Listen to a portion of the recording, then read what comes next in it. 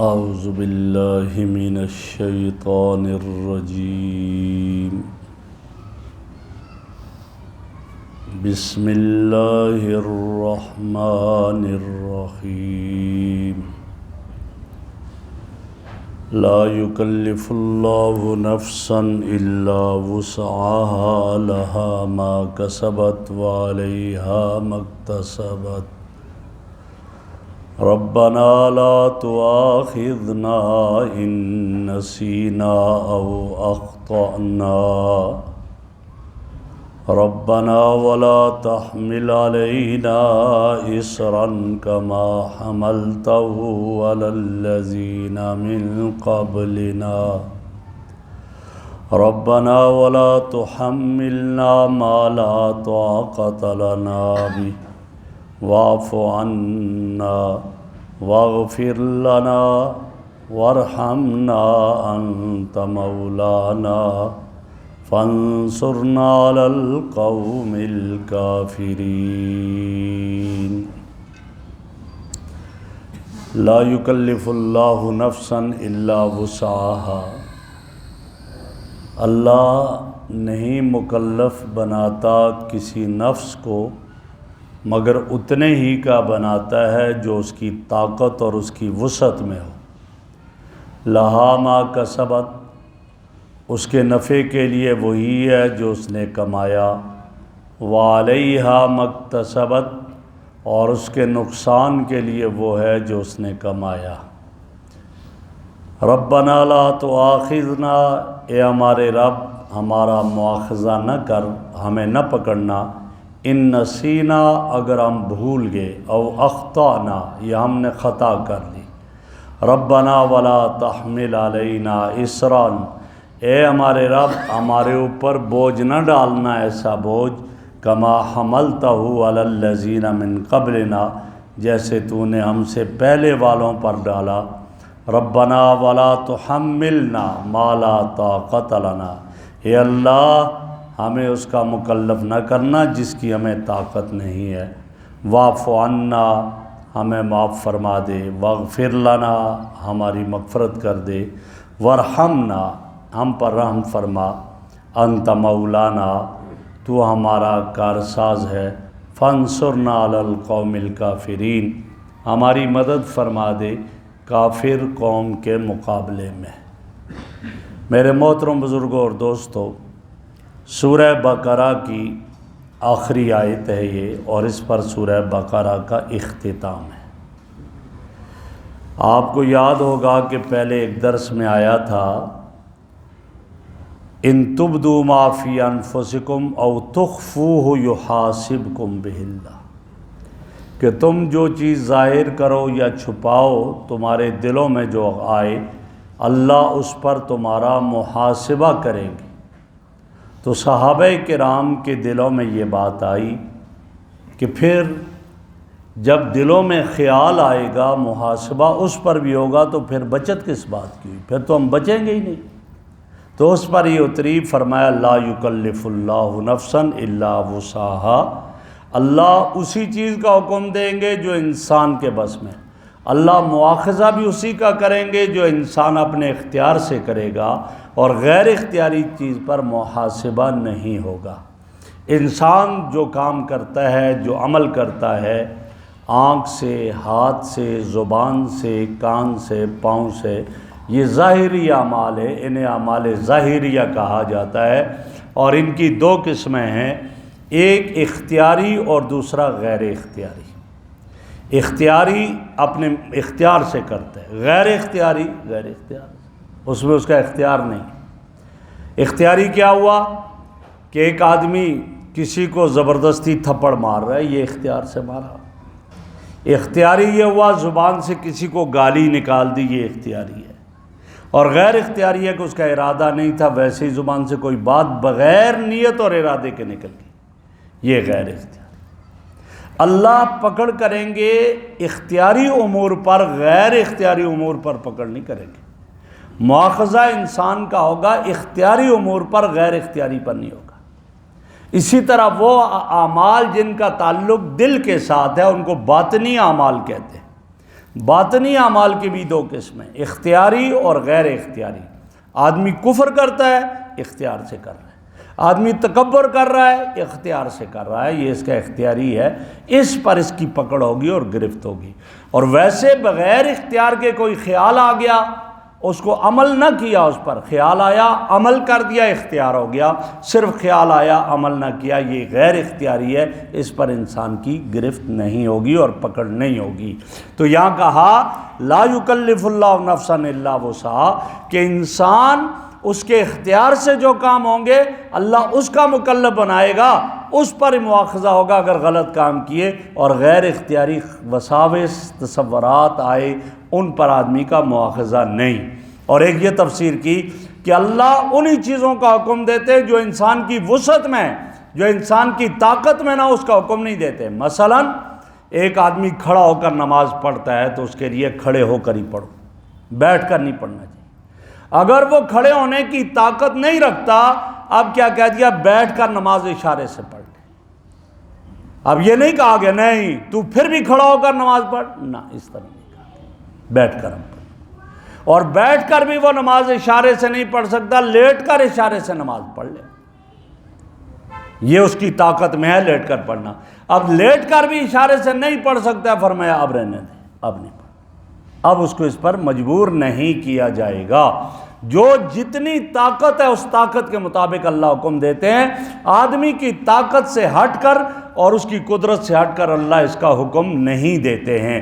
تو یہ فرمایا کہ اللہ حکم دیتے ہیں اس کا لا یکلف اللہ نفسا الا وسعہا، جو طاقت میں اس کا حکم ہے، جو طاقت میں نہیں اس کا حکم نہیں۔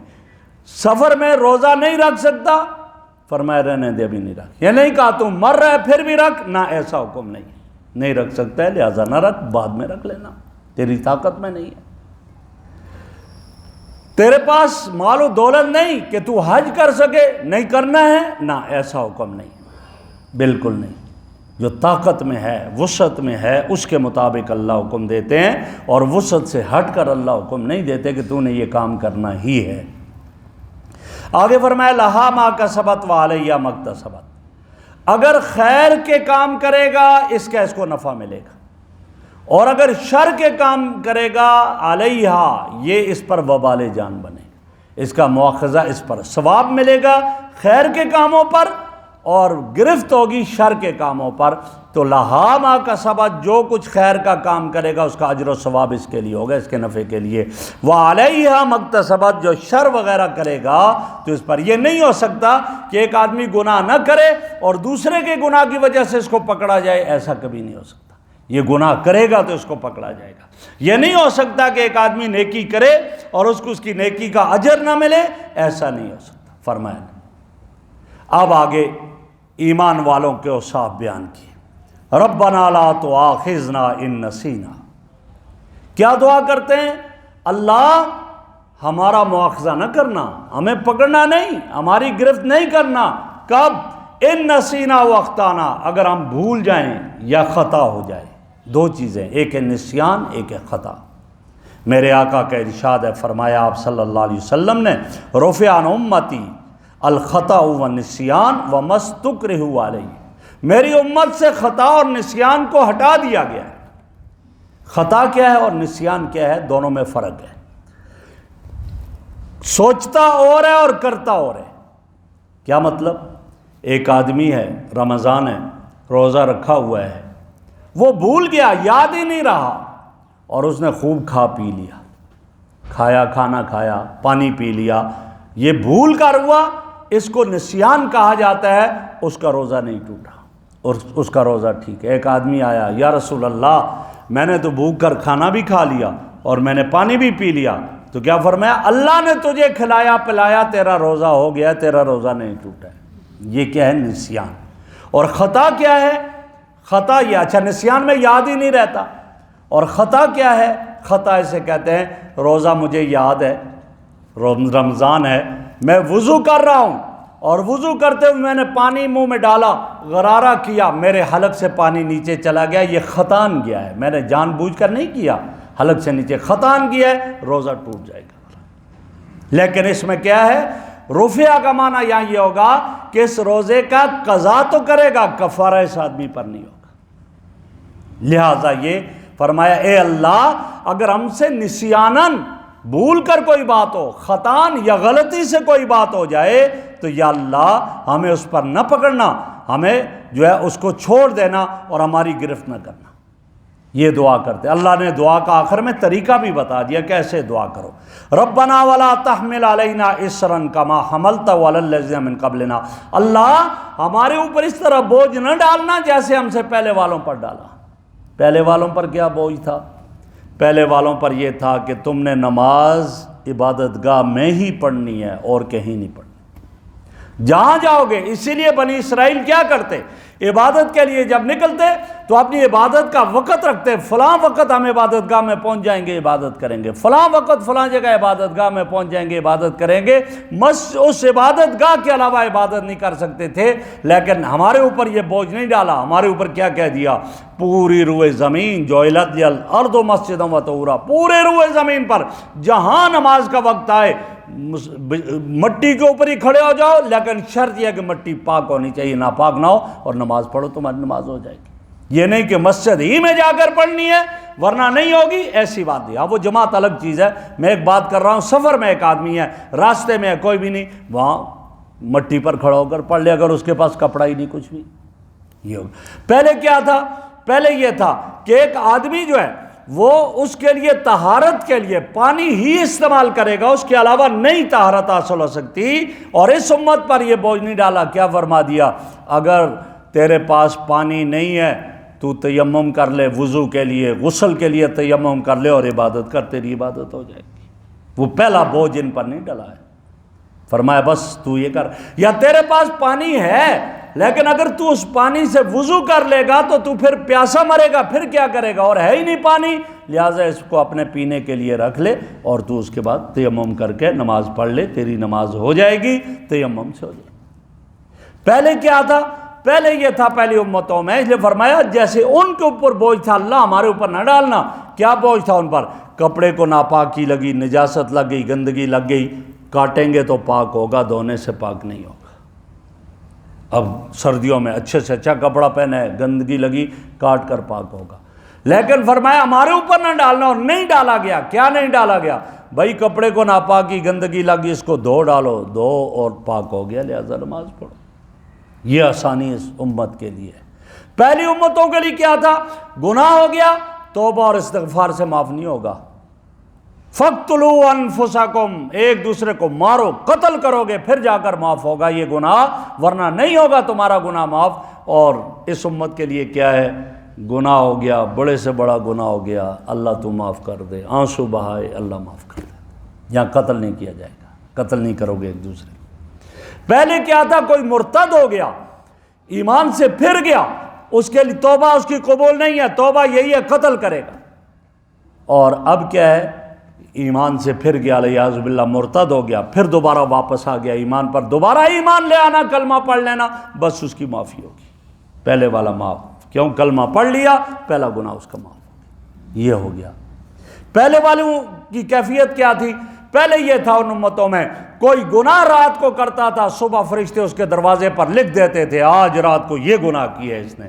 باپ کے کرتوت بیٹے کے سامنے، بیٹے کے کرتوت باپ کے سامنے، بہن کے کرتوت بھائی کے سامنے، بھائی کے بہن کے سامنے آ جاتے تھے۔ یہ کیفیت ہی اللہ ہمیں جو ہے وہ لا ولا تحمل علینا اصرا، اللہ یہ بوجھ ہمارے اوپر نہیں ڈالنا۔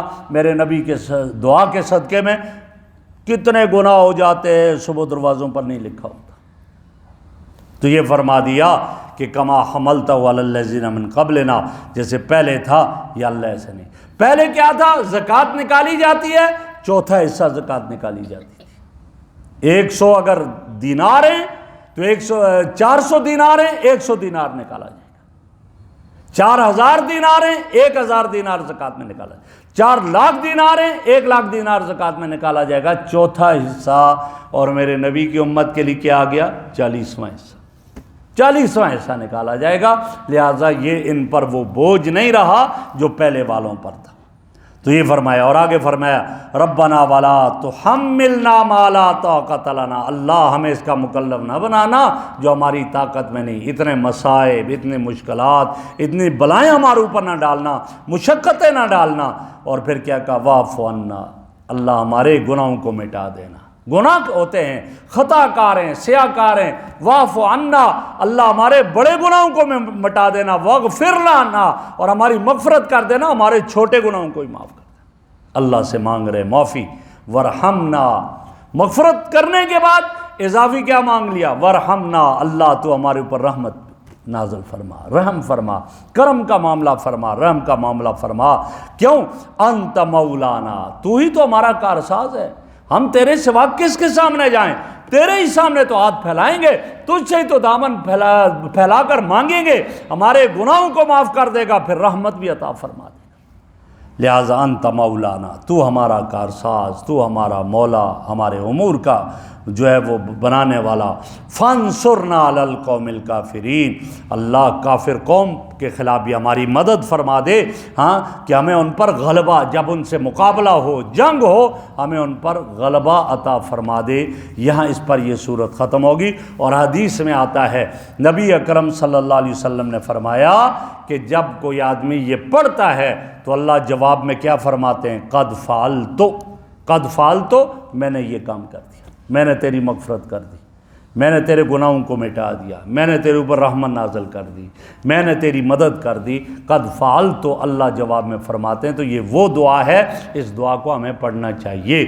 اور ایک حدیث میں آتا ہے، آپ صلی اللہ علیہ وسلم نے فرمایا جو رات کو سوتے وقت یہ پڑھتا ہے، یہ آخری آیتیں پڑھتا ہے، فرمایا اس کی سورہ بقرہ کی آخری آیت پڑھتا ہے، یہ اس کی پوری رات کی عبادت کے لیے کفایت ہے، اس کو پوری رات کی عبادت کا ثواب ملے گا، اس لیے رات کو سوتے وقت یہ پڑھ کر سویا کرے۔ اور ایک حدیث میں آیا جو آدمی سوتے وقت یہ پڑھ کر سوئے گا تو اللہ اس کو تہجد کی عبادت کے برابر اجر عطا فرمائیں گے۔ اللہ ہمیں عمل کی توفیق عطا فرمائے۔